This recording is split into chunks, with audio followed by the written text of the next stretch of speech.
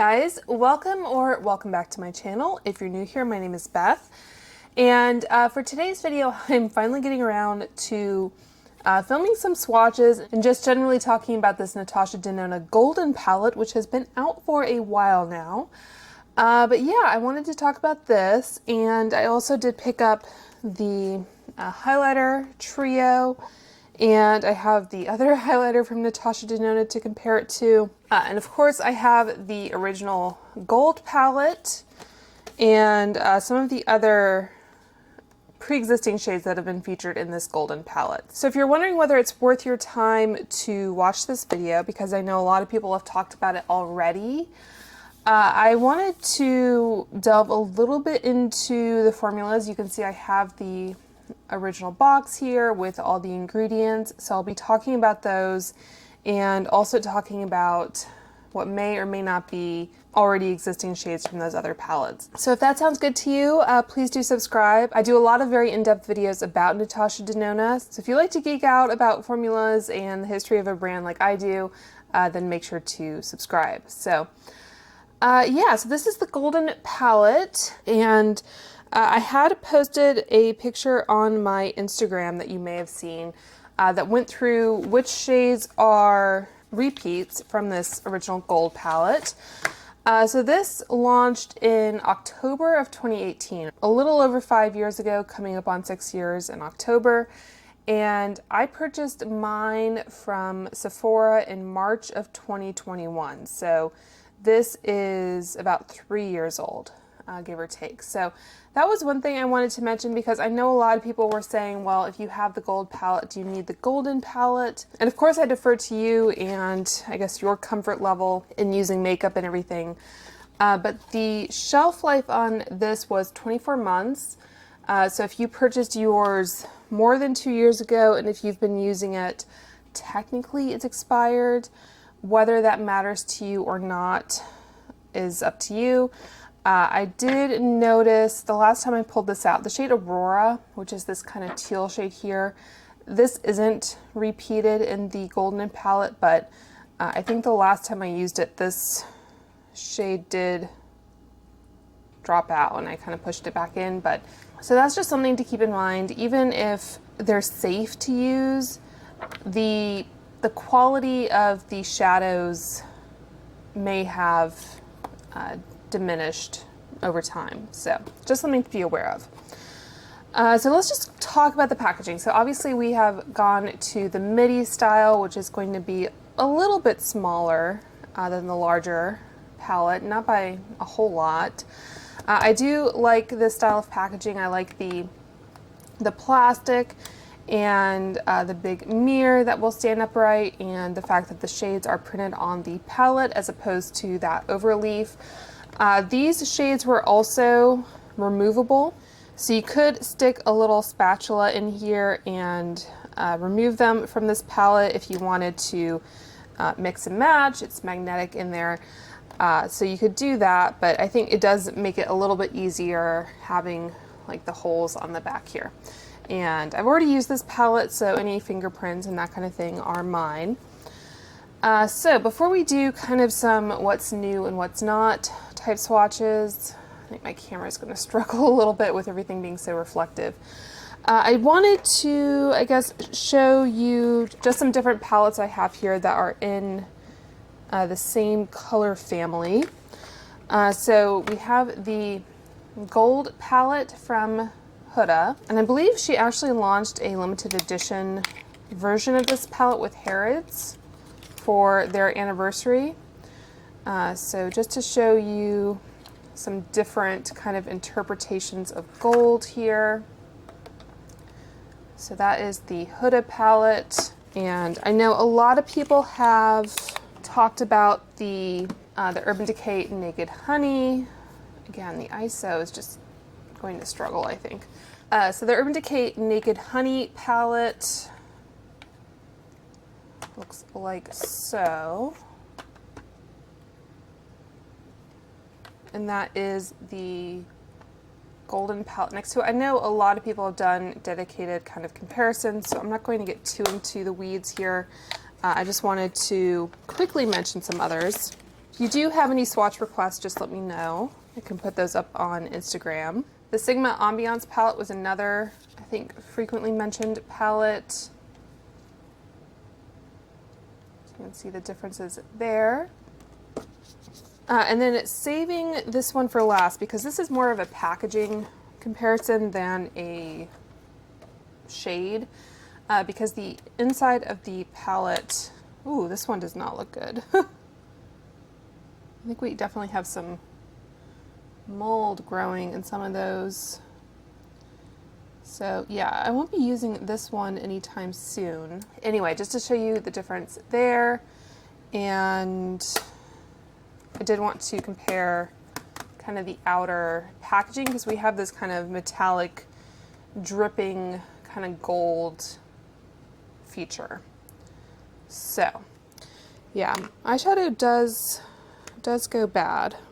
One tip that I learned from someone, I forget who, but if you get any desiccants, so those little packages of silica or whatever in whatever you order, they come in everything these days, you can hold on to those and keep them in with your makeup to hopefully kind of reduce the likelihood of any excess moisture and that kind of thing. So let's talk about the shades that were not carried over. I feel like I need a hair clip to keep this back.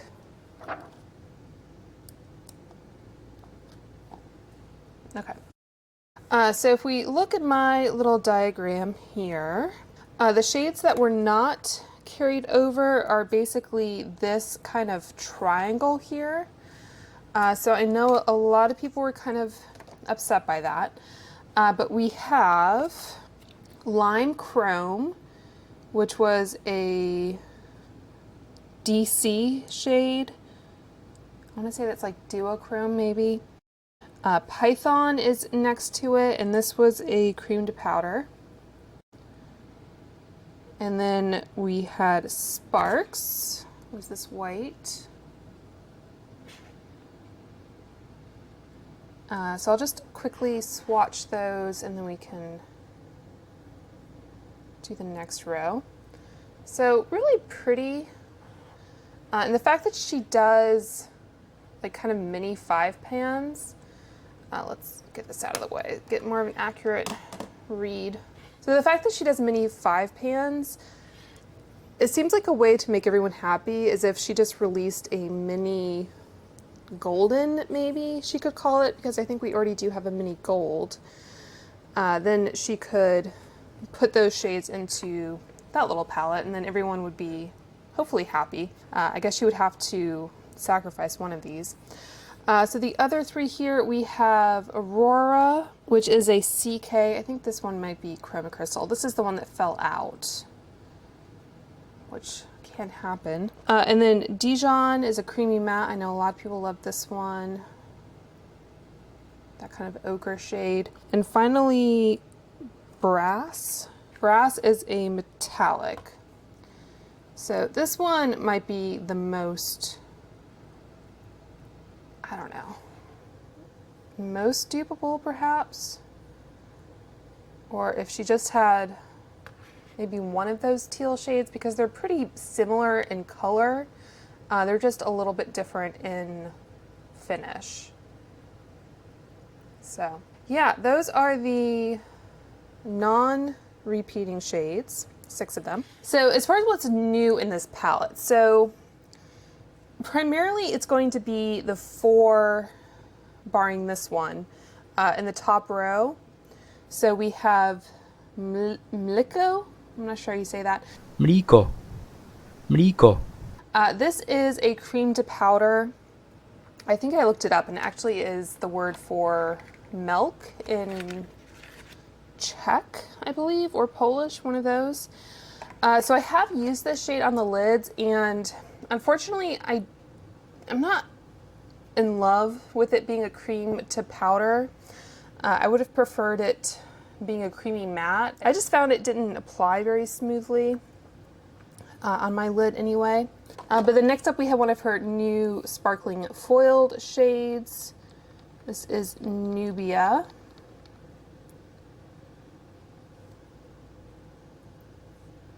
So really beautiful. I don't know that this is the most kind of, I guess, sparkling foiled shade that we've seen, but still pretty nevertheless. Panna is a creamy matte, like so.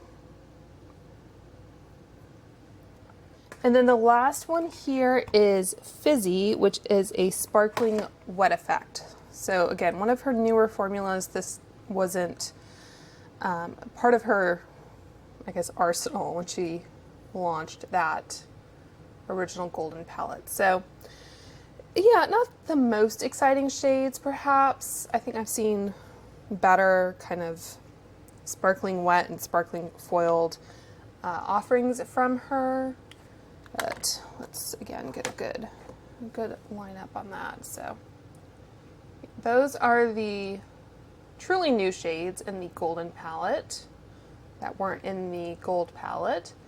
And then those are the shades that we've lost. So there are two additional shades here that I didn't talk about already. One of them is the shade Aura, which is interesting. So I said in my Instagram post that there is the shade Aura in this 5-pan palette 04 that she had launched. So 25M Aura. I believe this might have been in one of her larger palettes as well. I'll have to double check, but I only had this one. And this, it feels different. I think color-wise, it's pretty similar. You'll notice though that this one is 25M. So I have a spreadsheet where I've kind of tracked all the different Natasha Denona shades that I've been able to, I guess, research or whatever. And I know it's hard to see, but this is Aura 544 SF. So we went from 25M, which is metallic, to 544 sparkling foiled. So it looks like she kind of took that same shade, and again, like the age is kind of coming into play here, some of these shadows. But yeah, I think, let me see how chunky that one is. She took this shade, which is kind of a white gold, or a white with kind of gold reflect, and she made it into a sparkling foiled shade. So from what I remember watching reviews, I think a lot of people kind of prefer the original Gold palette formulas, and we'll talk about what she might have done there in a minute. But it does look like this is a new formulation of kind of an existing shade. So I just wanted to point that out. Okay, so I recorded the segment you'll see later on in the video earlier tonight, but I just wanted to quickly point out something that I noticed while I was pulling those ingredients. So I'm on the Natasha Denona website, and if we go down to ingredients, so this is what I was just copying, 544 SF. So this matches what is on the box in terms of the formulation. However, that's for Aura. If we go down here, you'll notice that Aura is 544M, or metallic. So this is what I was going off of later on as far as the formulations go, but I just want to kind of reiterate how frustrating it is that we're not getting kind of a clear picture of what the formula is. You may not care, but again, if you're buying a palette based on the formulas, if you're familiar with her formulas and you prefer some to the others, then it could be important to you. So yeah, it's just, I don't know. In the long run, it really doesn't matter all that much. This is interesting. So this says it's a creamy matte here. Panna also says it's a creamy matte.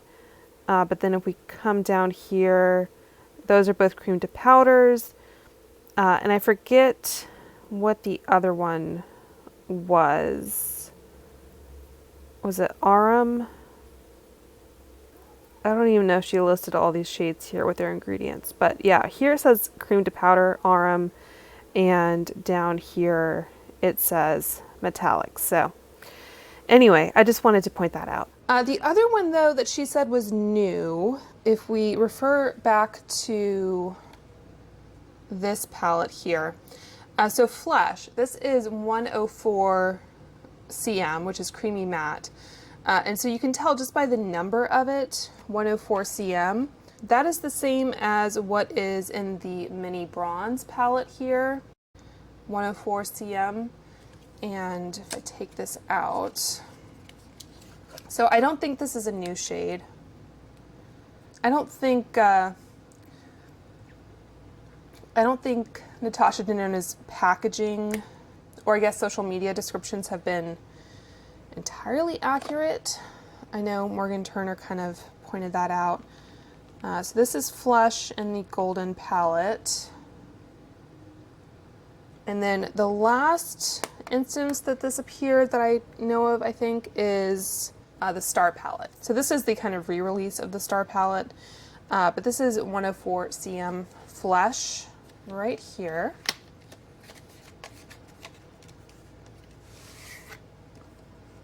And of course, I did not open that without disturbing my swatches.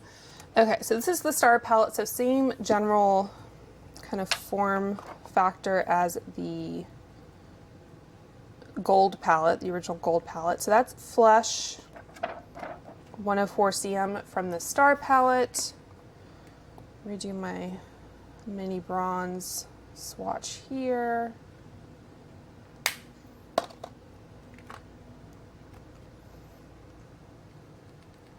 And then from the Golden palette. So those are 3 instances of Flesh. And where do I want to put these? So might be kind of, I don't know, some minute differences there. But the fact that she numbered this the same, I'm just going to take it as, I guess, at least intended to be the same shade. Okay, so let's quickly compare some ingredient lists here. So I might have to take some still pictures because I'm not sure how well this is going to kind of show up on camera. So let's compare the mini bronze and the Star. And there is a slight difference between the Star and the mini bronze that I see. So ingredient lists, they're supposed to list things in descending order of concentration. So in the Star palette, after zinc stearate, we get mica, then dimethicone. So it looks like the order of these is somewhat moved around, which is interesting. Yeah, so it looks like the formula did change between these two, even though, again, it's the same 104 cm. And if we look at the Golden palette, they have the pigments higher up, so the actual ingredients that give it color. I don't know if that's just a difference in like labeling requirements. So these two actually look the same, barring kind of where they put the pigment, so all of those iron oxides and that kind of thing. So this formula may be the same. Let me just swatch. I think they feel pretty similar.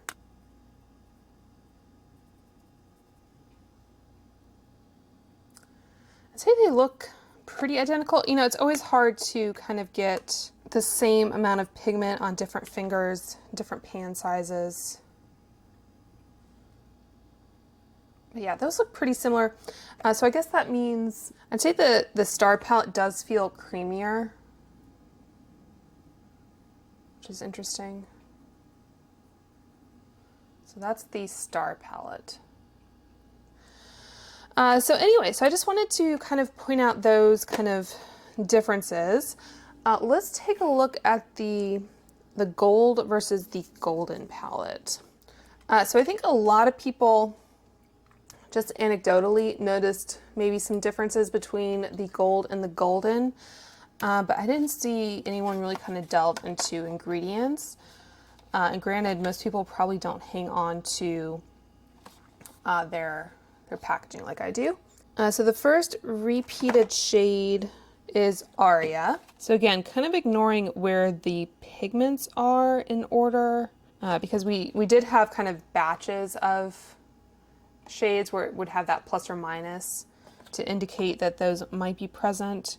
I'm just trying to figure out the base formula. So it looks like the only difference I can really see is that this one contains vitamin E, I think tocopherol, which I don't see in the original. It also has maltodextrin. Yeah, so vitamin E and maltodextrin. I believe vitamin E can be used as a preservative. I'm not sure about maltodextrin. And I apologize if there's any cosmetic chemists out there that are cringing every time I say something, try to pronounce an ingredient. So that is Aria from this palette right here. And in this one, I mean, this one feels pretty good. But yeah, that is the difference there. And I know she's kind of talked about, again, trying to build up the same opacity. I know she's talked about kind of removing preservatives or parabens, I guess.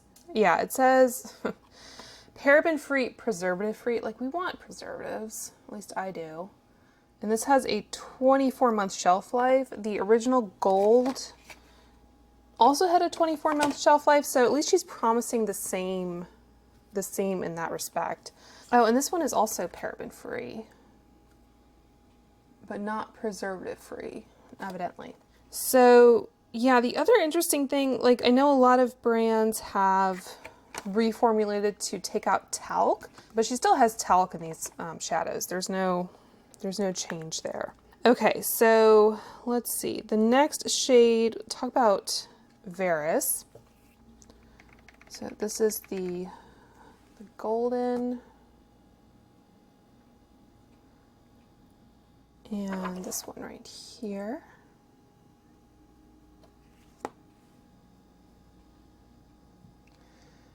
So those look pretty similar to me.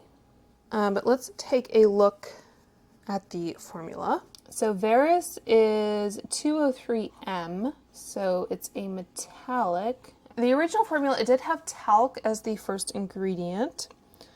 This one, the ingredients, we start off with mica in the golden. It looks like we actually have a little bit more of a change in that formula. So we had mica as the first ingredient. Yeah, this formula looks pretty different. Yeah, very, very interesting. Okay, so let's talk about teak. So this one right here is teak. So this is also a creamy matte like Aria. And this one right here. You can see I'm definitely getting a little bit more kind of kick up in some of these as I'm trying to build up enough to swatch. So color-wise, these are looking pretty similar, I would say.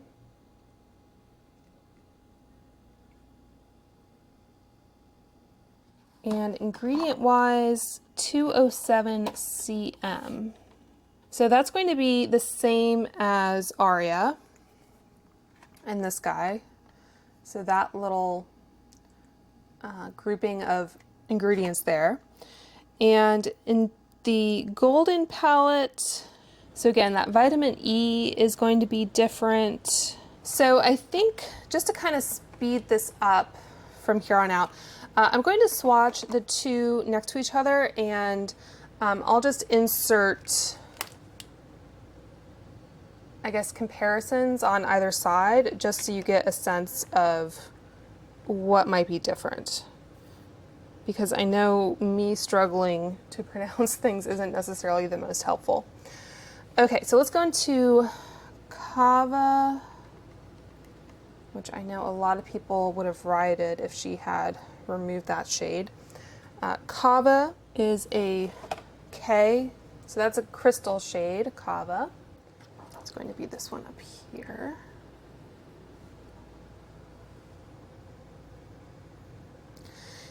The new one does feel, I think, a little bit smoother.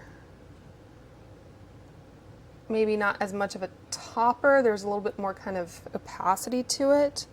There's that. Sandstone next to it.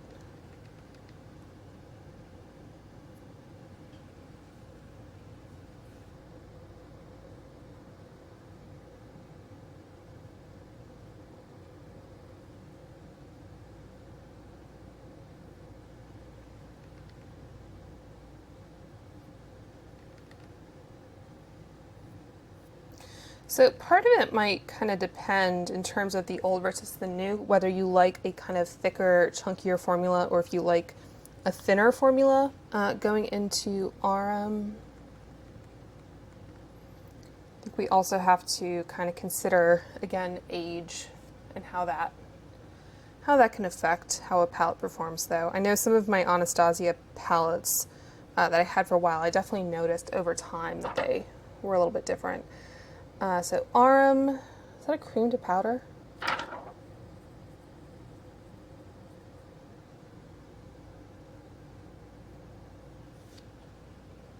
think the new one actually has a little bit more reflect.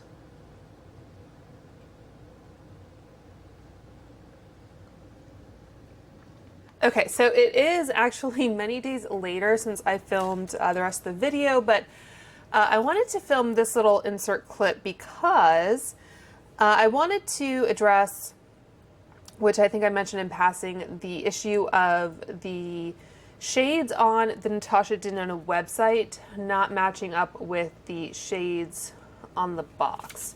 So I did make this little chart and I even printed it out. So I feel very, very nerdy about this. But anyway, what we have here, the shade names are on this side here.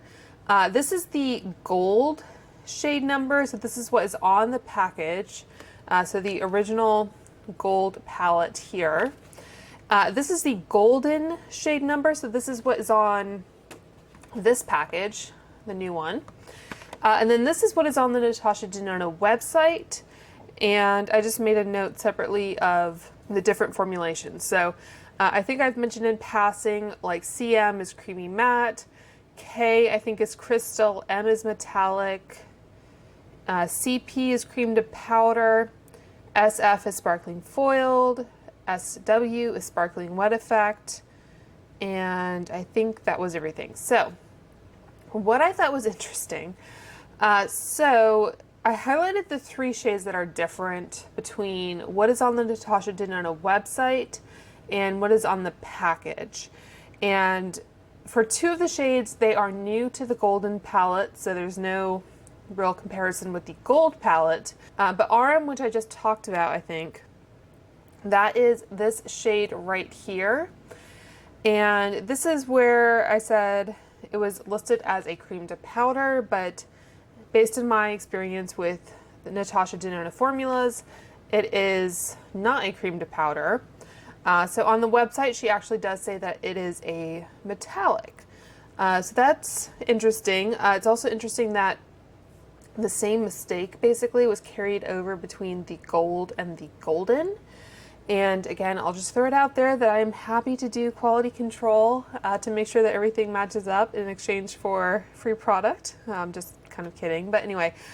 So yeah, so that was interesting. CP here, CP there, and then M here. So I thought what I might do is swatch this shade, which is, I think, a metallic. So again, the white balance and everything is a little difficult because of the reflect and this giant piece of white paper I have here. But that is a metallic shade, like I mentioned. And just to compare it, so we know for sure that Mliko, I think I put the pronunciation earlier in the video, but this is a cream to powder. So cream to powders are usually matte in my experience. So that is a cream to powder. There is also sort of an open question about Panna, which we will talk about. That is either a creamy matte or cream to powder. So I'll do some comparison swatching with that in a moment. Again, there's no controversy, for example, that Aro is a metallic. So I think we can very clearly see that Aro and Arum are the same formulation. We also have Varus is a metallic. And Alchemist. And I think that's it as far as what is clearly in that category. So I would definitely consider that one a metallic and not a cream to powder. Panna here, which I just mentioned, this one is listed as being a creamy matte on the Golden package, but a cream to powder on the Natasha Denona website. And it's a little, honestly, difficult to tell with a cream to powder versus a matte. They're not as kind of stark, but I'll swatch this one again. And for a creamy matte, so we have Aria. I mean, feeling them, I think it does feel more like a cream to powder now that I'm kind of comparing these side by side. So that is Aria. That is a creamy matte. We also have Log. Sometimes it's hard though because different shades of a formulation, like generally a darker matte will not be kind of as creamy and blendable as a lighter matte. So that is Log. And then Sandstone is also a creamy matte. I'm getting my finger stained a little bit.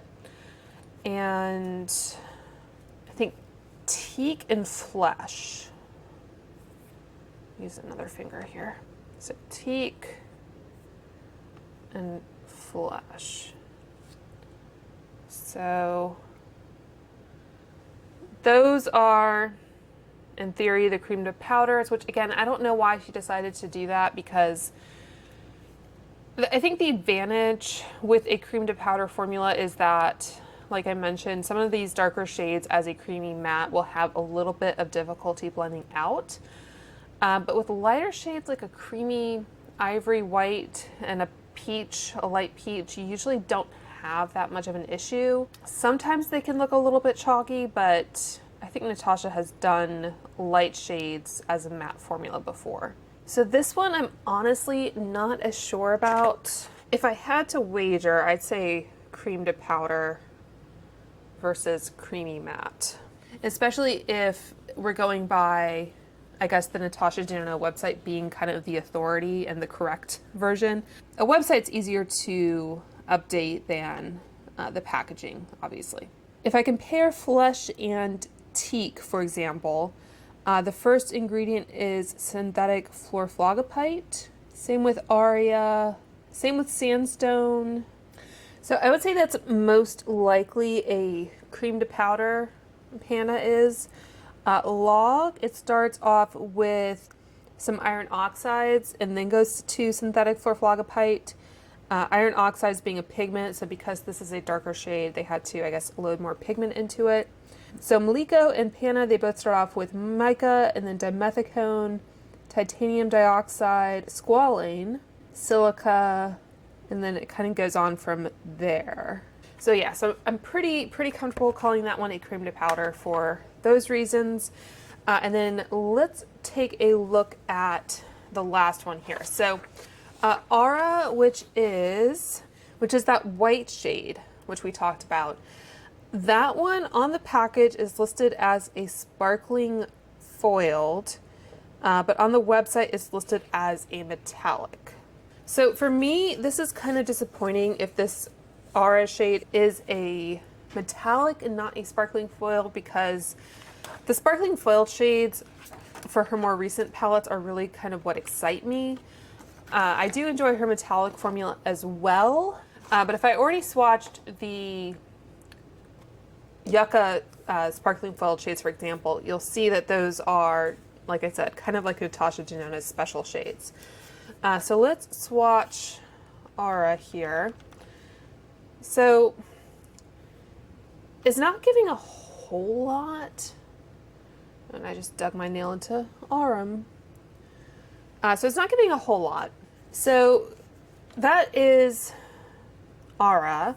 The only true sparkling foiled other than that one would be Nubia, which is one of the new shades. So also kind of a shimmery topper, but it has a little bit more substance to it. That one is pretty sheer. So comparing again some other metallic shades, we had Aro and Varus, basically the ones I just swatched here. But just so you can kind of see them all next to each other. Alchemist, and go and swatch this one as well. So yeah, for me, that's again not as clear cut. I would say if you look at Nubia, it seems to have a little bit more life to it, a little bit more kind of dimensionality, which I consider to be kind of a characteristic of the sparkling foiled shades. So for that reason, this I could see being just a metallic and not a sparkling foiled, which again is disappointing to me. And if you, like me, like to purchase things based on the formulations, so let's compare Nubia up here to Aura down here. So it looks like the first ingredients in both are mica, and they kind of deviate from there. Compared to Varus, both ingredients again have mica, and then Varus has talc, Aura has titanium dioxide. So there seems to be more variation in the metallic formulations. So it's a little bit more difficult to really pin down based on the formula alone. So let me know what you guys think. Do you think Aura is a metallic or sparkling foiled? And again, the website says it is a metallic, but the box says it is a sparkling foiled. So anyway, back to the rest of the video. I just wanted to kind of insert that little addendum just to address that issue. And then the last three here, we have Log,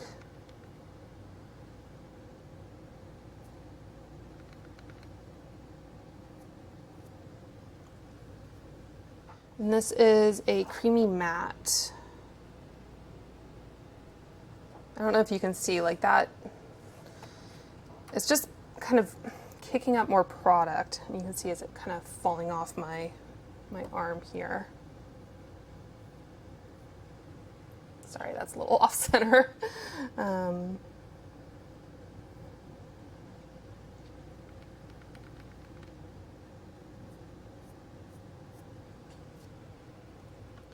right, so then we have Oro.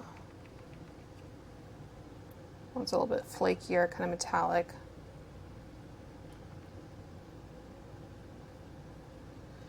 And that's going to be the center gold shade. I think if you've seen, and again, this one, it's almost like kind of gold leaf in a way. If you've seen any gifts with purchase, you know that she does the little deluxe samples. I think Aro is the shade for the golden palette, in case you were wondering if you've seen any of those. So pretty similar, I would say. And then finally we have Alchemist.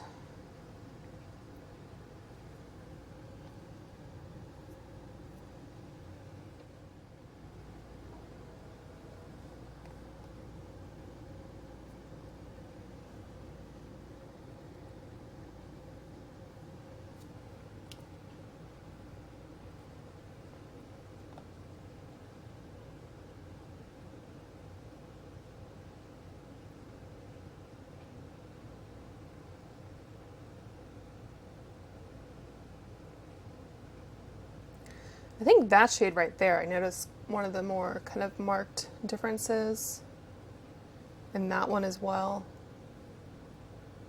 I believe that's Kava.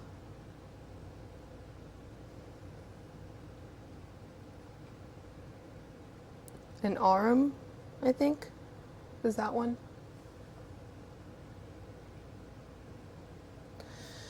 So that is kind of my little swatching exploration, if you will. And again, just to kind of show you, I like to show you how things look after I swatch. Just so you can see kind of how the pans are looking. So I guess the question of, should you buy this palette? So I think a lot of people, from what I saw, their reviews were, if you have the original gold palette, don't buy this necessarily. I kind of disagree with that for several reasons. One, your gold palette is probably getting a little long in the tooth at this point. Yes, there are shades that are different. And I think the missing shades, again, like I think Natasha could definitely recycle those and put those into a different palette, possibly a 5-pan in the future. So I'm not necessarily in love with all of her choices, I guess, with the new shades that she included, because like I said, I wish this cream to powder were a creamy matte, and I think her special shades, if you want to call them that, that she included, the sparkling wet effect and the sparkling foiled, I don't think they're that special, especially compared to some of the shades that she didn't include from the original gold palette. I just pulled out Yucca. I know a lot of people have kind of said, well, if you have Yucca, you have some of these kind of teals and that kind of thing. But just looking at, this was a sparkling foiled, this was a sparkling foiled, this was a sparkling foiled. I got 4 in this palette. So yeah, compared to those, I think these have a lot more kind of impact than the ones we got in the golden palette. If you want more of a neutral everyday, where you can get pretty neutral looks and you don't care about things being too repetitive, then you might prefer the golden. But they don't have, I guess, quite the same level of excitement as like the Yucca palette has. I mean, if you're a collector, you're probably going to get both anyway. So those are the kind of teal shades from the golden palette. I just want to swatch Calathea. That's definitely a little bit more of a mossy green. This willow shade. Again, a little bit more green than blue. Yeah, so I definitely recommend this palette. I recommend picking it up if you enjoyed the original gold palette and you enjoyed kind of those more neutral gold tones in it, and you want a refresh.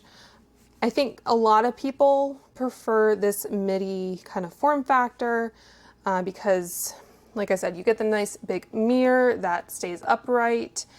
The pans are easily removable, so you could, if you wanted to, you could pop out shades from the Yucca palette and put it into the golden and vice versa.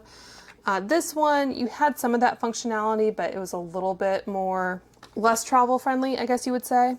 So I like this palette. I don't know that it will be my all-time favorite one from her, but I like the overall look of it.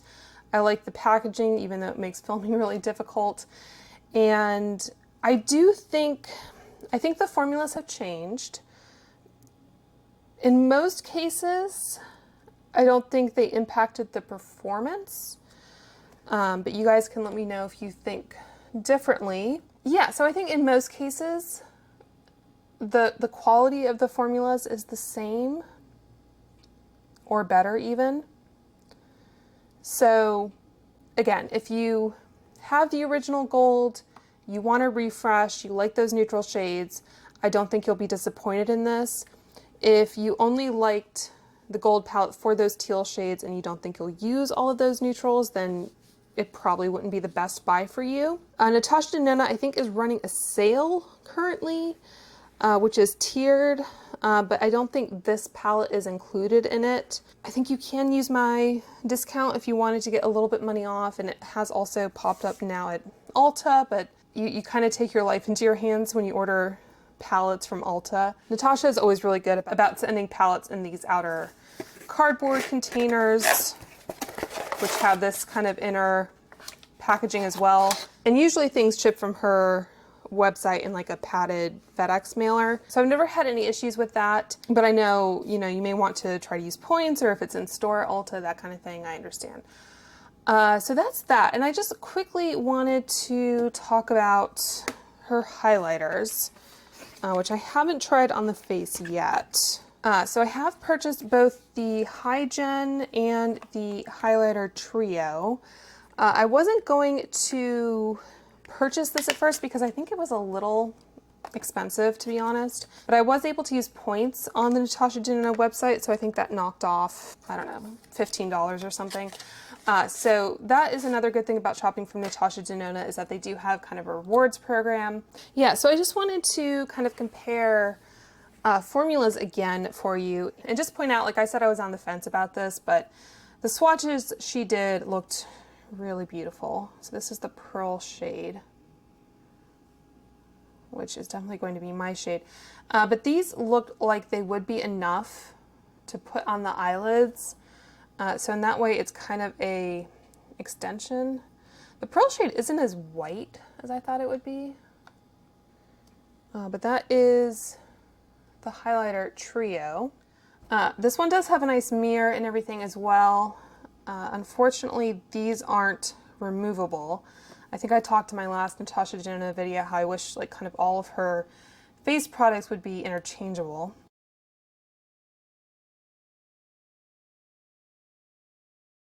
So this is the High Gen Beautifier in the shade 01 Light, and I'll swatch that next to the palette.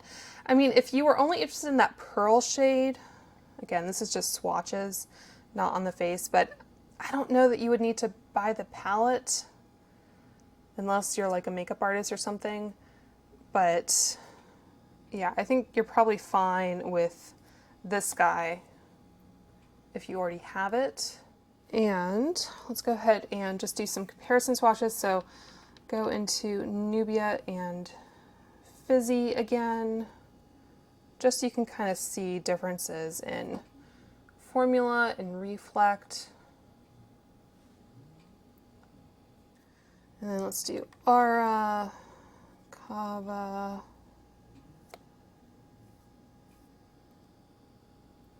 and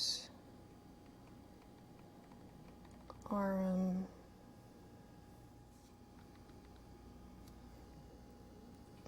Alchemist. So just to give you a sense of kind of differences between the Beautifier, I think that is fragrance though, so just be aware of that. The highlighter palette, and then eyeshadows. Go this way. And you can use, I think, the highlighters on your eyes. The interesting thing she pointed out, this highlighter is just really fragrance though. I feel like I'm still smelling it. This one, I mean. So she said this palette, this highlighter palette, features a new and innovative hydrating hybrid formula enriched with active ingredients. It's a unique gummy gel powder that delivers an extreme high foiled finish. I don't know if gummy really sounds that appealing, but I don't know. Let me know what you guys think when it comes to highlighters. And I know sometimes she'll say that a formula is new, even when it's not the first palette it's been in. So just, I guess, take that with a grain of salt. And let's compare. So I'll put the ingredients of these side by side again, but they are definitely different. And this one has all kinds of like fragrance ingredients. It has aloe, ginseng root extract, coconut oil. So yeah, lots of differences there. They're not the same formula by any means. And by the same token, I don't think these highlighter formulas are quite the same as any of her metallics either. Like they start off with dimethicone probably to help with like spreading and that kind of thing. So yeah, just interesting little exploration there. So I hope you guys found that helpful. Let me know if you have any questions down below. And I did have a little reel that I've already put up on Instagram, and I will upload it to YouTube as well. But it's basically doing a little sneak peek of what might be coming from Natasha Denona this fall. So I encourage you to follow me on Instagram and check that little reel out as well. And I'll have that linked for you in the description box. But yeah, that's going to do it. So I hope you guys are all doing well and staying safe, and I will talk to you soon. Bye.